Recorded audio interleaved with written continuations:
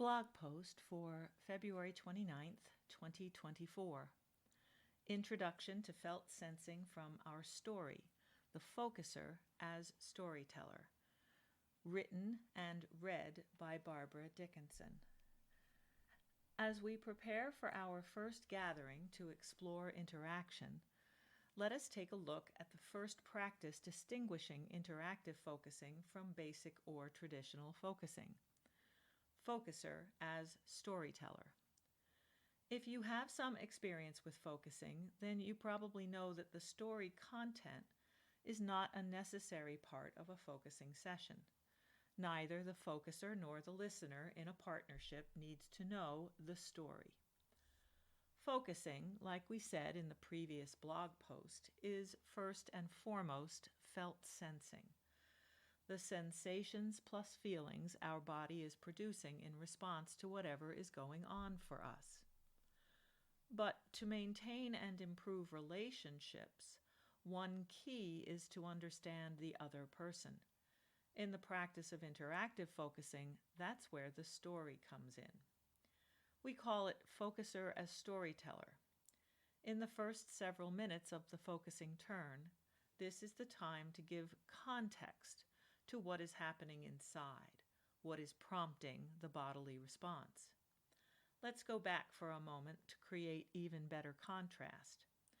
In a focusing session without the interactive component, the focuser senses what's inside. This could take any form, like images, sounds, words, colors, textures, shapes, movements, etc. Because focusing works so well with a listener, the focuser can say out loud what they are experiencing. The listener can reflect. There are even focusers trained to both reflect and make helpful suggestions as guides. In the interactive method of focusing, the listener plays the same role, but they are hearing the context of the focuser's experience in the story, as well as hearing what follows the story, the felt sense experience. For the second part of the focuser's turn, they do the same as traditional focusing. They describe the felt sense that comes with their story. The listener can reflect or even guide in the same way as described above. Let's go back for a moment to an even earlier blog post that talks about listening to understand rather than listening to respond. The interactive form of focusing is all about listening to understand. Later, the listener is going to give back to the focuser something called the double empathic moment. We will talk about that in a later blog post. It is a precious gift the listener offers from having deeply understood how it is for the focuser after hearing about their story and their felt sense. Here's a bit of focusing wisdom from friends far and wide. A word about trust. Focusing is a deeply personal experience. In a world where feeling safe with another person is a precious experience, we can still have the experience of being heard, reflected, and understood without ever telling our story. That is one of the miracles of felt sensing and listening in the focusing exchange. I can describe my sense of an experience without ever telling the listener what it is about.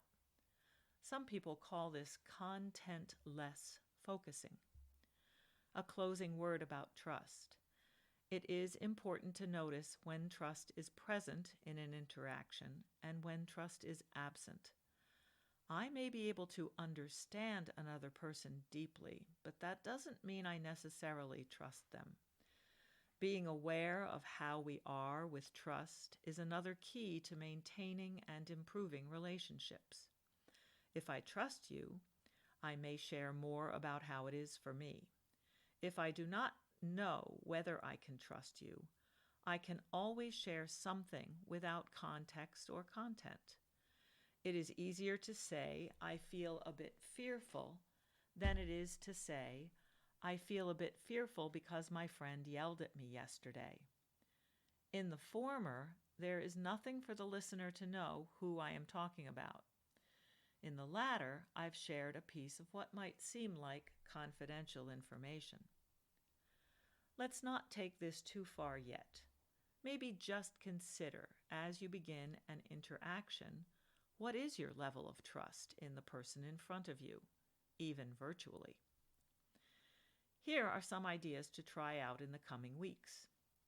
Number 1, when you are about to have an interaction, pause for a few seconds and ask yourself a simple question like, do I trust this person?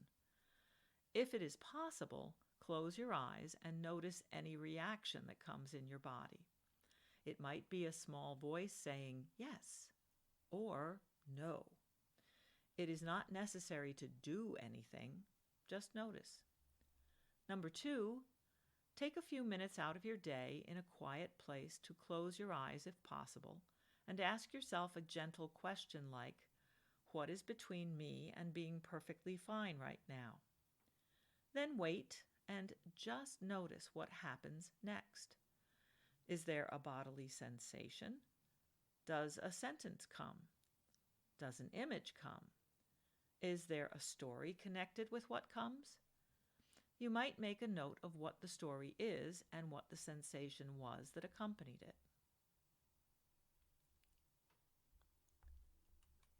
Number 3, like we said in the blog post about listening to understand versus listening to respond, you might keep practicing that skill. Keep noticing in your conversations whether the other person listens to understand or listens to respond, and you might notice whether you are listening to understand or listening to respond. Here is the link to that blog post if you would like to take a second look. Our monthly gathering, the Changes Meeting to Explore Interaction, is happening soon. It is listed on our calendar of courses. It is also listed on the International Focusing Institute event page, and you can find more resources for exploring interaction at this link. In our next blog post, we will talk about the skill of empathic listening in a focusing way. Until next time, you can find our monthly Changes Meeting schedule here. You can read more about exploring interaction here. Resources about interactive focusing are found here. Read Sandy's latest newsletter here.